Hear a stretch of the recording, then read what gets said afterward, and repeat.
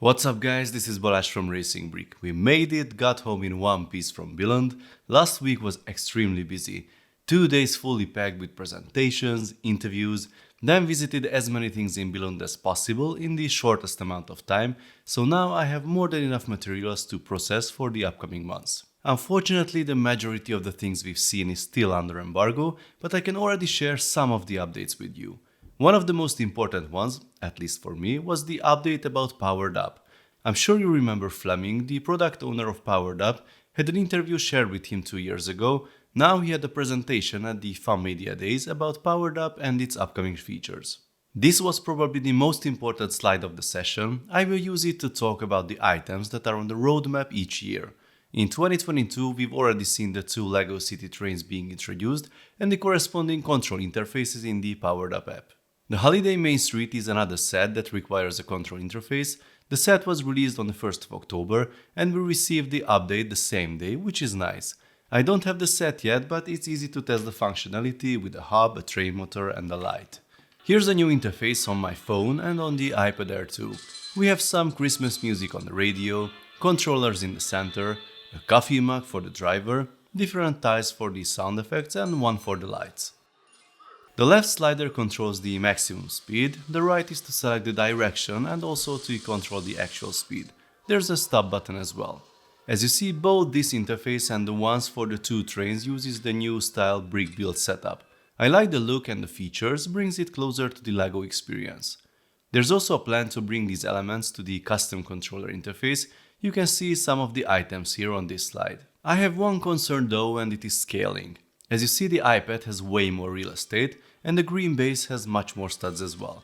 It can be good from one point of view, as bigger base plate means you have space for more controllers, so it's not a simply up or downscaled version, but on the other hand, the size of the control elements are the same, so the sliders that are easy to use on the smartphone suddenly become difficult to reach on the iPad and they look rather odd as well. One particularly weird item is the way the minifig hand reaches for the mug.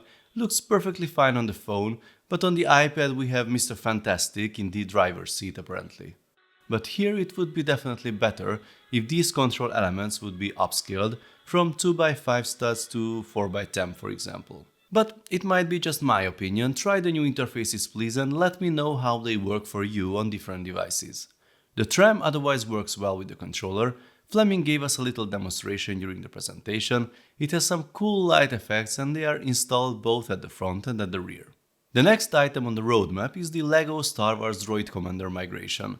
This will be the first app to be discontinued and migrated to the Powered Up app. It should happen this year. There will be a specific place with dedicated controllers, like the one you see here, but this might still change until then.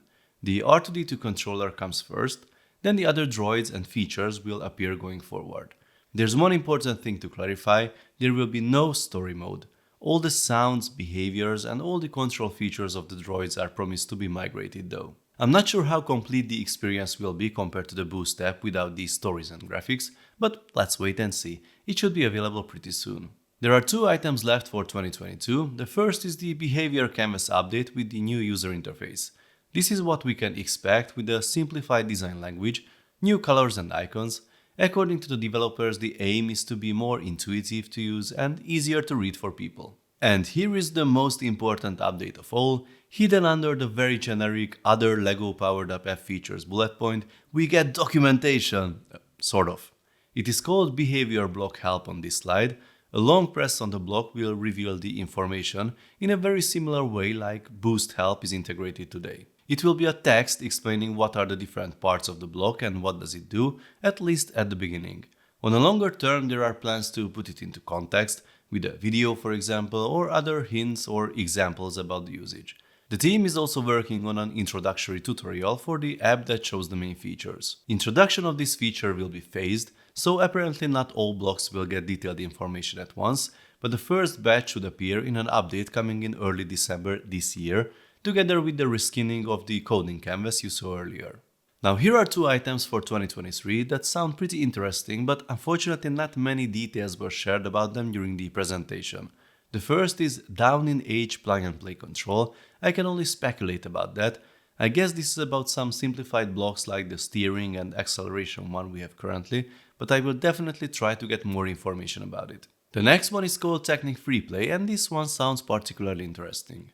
By default, Technic sets have predefined controllers in the Control Plus app that cannot be changed in any way. Based on my understanding, we can expect some controller templates in the Powered Up app, like these currently existing ones, that are developed together with the Technic team, and they will be specially tailored to control certain Technic sets. The rest of 2023 is a bit vague. We can expect a new Powered Up product with a dedicated controller, I guess, and some other features. 2024 will mark the sunset of the main LEGO Boost app.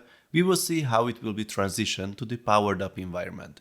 Hopefully the lessons learned from the Droid Commander migration will be used. The rest of 2024 and 2025 could be practically anything, new app features and new products can be expected. There was a short Q&A at the end of the session, with one interesting topic being mentioned, the standalone function, the ability to run code on the hubs without the need of the smart device. I heard about this virtual machine functionality in 2020 at BrickCon, but nothing public appeared about it ever since. Apparently the team is still working on it, but they have some challenges with the abilities of the hubs and how to run the code on the hub and interact with the motors and sensors. The hubs were not designed originally for this, so the limited functionality could be understandable, but we shouldn't forget something. PyBricks can already do this. You can store and run code on the different hubs, including Boost or the Mindstorms and Spy Prime hubs. You can even do some neat tricks like connecting the remote directly to the hub without the need of a smart device. I made a video about it last year. There was another topic that was missing from the presentation for me, although it might fit in the other upcoming features category, the ability to save and share the custom code we create. It's an important missing feature, should be probably priority number 2 after the documentation. So, this was the roadmap of the Powered Up team for the upcoming years. You can say that we've already seen nice presentations before and had many promises, but not much actually delivered. To be realistic, the Powered Up ecosystem is with us for 4 years now, and some of the features that are still on the roadmap should have been available at day 1 to provide an easy-to-use and intuitive successor to Power Functions. I really hope the decision makers at LEGO realize the importance of this system, especially if they want to migrate more and more discontinued apps here in the future, and they assign the proper amount of resources to turn all of the nice plans into reality. Please let me know your thoughts in the comments, folks.